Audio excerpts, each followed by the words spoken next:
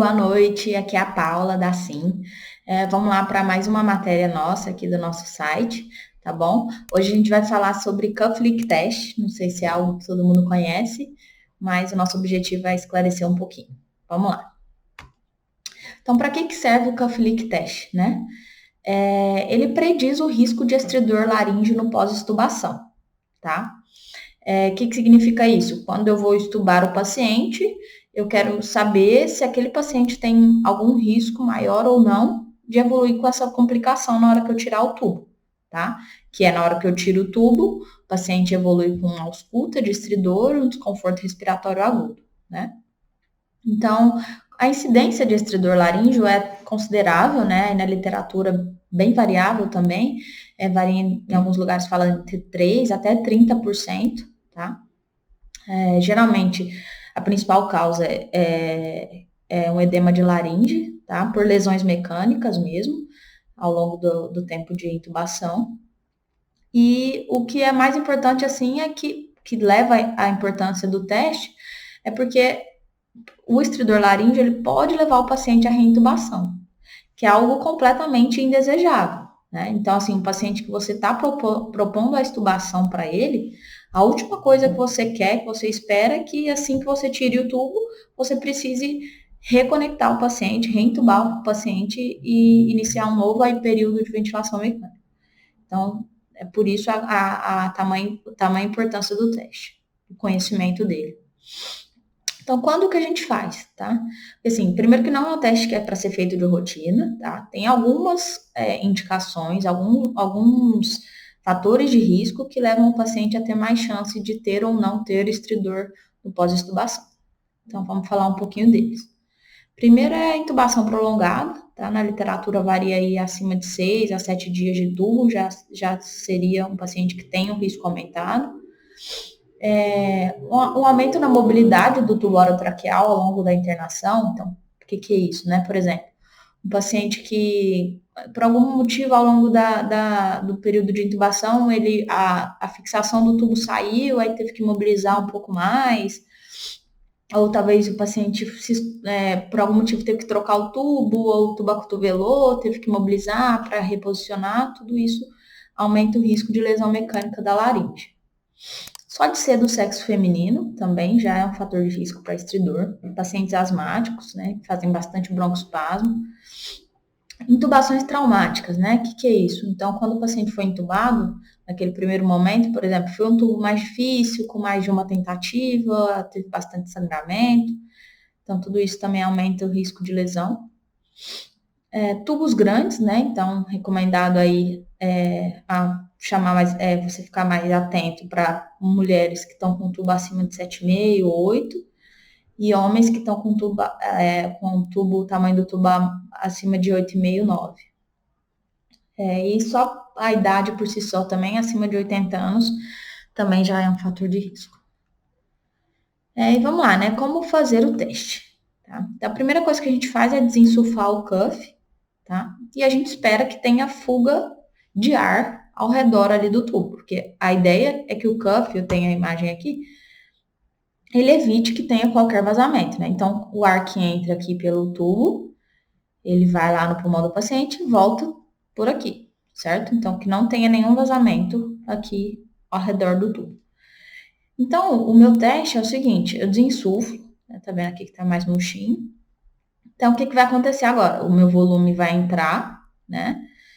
Algum volume vai sair aqui, mas algum volume vai sair aqui, porque eu não tenho mais nada protegendo, certo? Vocês concordam comigo que só não vai sair muito volume aqui se, por algum motivo, essa laringe estiver mais espessa, né? Seja por um edema, algumas outras causas que a gente vai comentar agora mesmo. Tá? Então, o teste, basicamente, a ideia é essa, né? Eu desensulfo o cuff e espero que tenha fuga aérea ao redor do tubo. Então, como que eu faço, né? Eu checo a diferença no ventilador, vai estar me falando lá, o meu volume inspiratório, o volume que está vindo por dentro do tubo, e o volume expiratório, que está voltando por dentro do tubo. Vocês concordam que nessa situação aqui, com o cuff desinsuflado, esse volume vai ter uma diferença, porque vai entrar todo o volume por aqui, mas um pouco do volume vai sair pelo tubo e um pouco vai vazar por fora do sistema, né? Então, o teste é basicamente isso, é você ver a diferença do volume inspiratório para o volume expiratório no ventilador, né? Então, se essa variação for acima de 110 ml, ou a diferença for acima de 24% do volume ins para o volume ex, a gente fala que tem vazamento adequado, que o meu cuff leak está presente, né?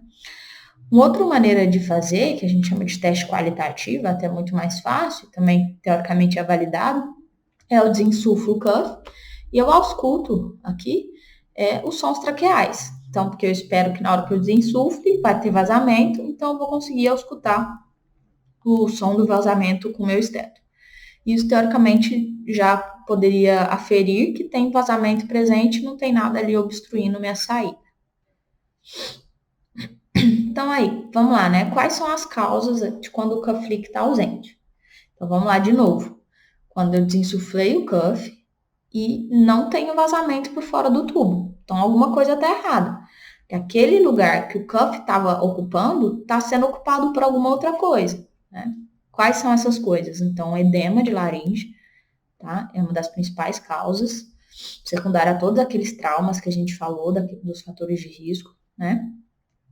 A própria estenose de laringe, em que caso seria, né? Por exemplo, o paciente ficou entubado muito tempo, teve muito trauma, mobilizou muito, acabou já até machucando bastante ali, formação de tecido de granulação, acaba diminuindo a luz da laringe mesmo, né? Secreções abundantes, então o paciente não está conseguindo mobilizar, a gente não está conseguindo aspirar direito, ele ainda está bastante secretivo, seja por uma infecção ou só por rebaixamento de nível de consciência mesmo. Ou também é só porque o tubo está muito grande para a laringe do paciente. Então, assim, apesar do meu cuff, eu desinsuflar meu cuff, a parede do meu tubo já quase encosta de todo jeito na parede da minha laringe. Então, eu tenho um vazamento muito pequeno. Então, também é causa de cuff leak ausente, né? E aí, né, quando a gente vê que não tem o vazamento que eu esperava, como que eu vou evitar que esse paciente que eu vi que ele já tem fator de risco para ter estridor? Aí eu fiz o teste, ele realmente não tem o vazamento, ou seja, eu acho que tem um edema ali na laringe que está obstruindo a passagem do ar. Como que a gente faz? Então, tem 2 regimes, é basicamente corticoterapia, tá? Tem 2 regimes recomendados. Um deles é metilpred 20 mg de 4 em 4 horas, antes da extubação. Geralmente a gente faz ali 4 doses, tá?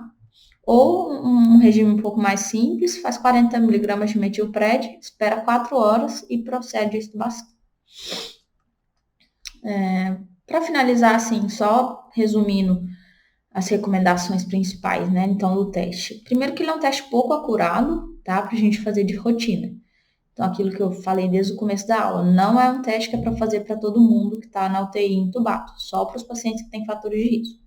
Quando eu faço ele rotineiramente, sem avaliar, sem indicar bem ou não, tá? Eu acabo gerando um número muito elevado de falso positivo, tá? E isso, obviamente, aumenta o tempo de ventilação mecânica de um tanto de paciente que vai acabar não tendo, que não teria um estridor na hora da extubação. E isso a gente sabe que é muito ruim, né? Aumentar o tempo de ventilação mecânica acaba piorando todos os desfechos que a gente possa imaginar no ambiente de terapia intensiva. Então, não é o que a gente quer, prolongar o tempo de ventilação desnecessariamente. Então, a gente só vai realizar mesmo quando os fatores de risco estiverem presentes. Tá certo? Era basicamente isso que eu tinha para falar para vocês hoje. Obrigada, até a próxima.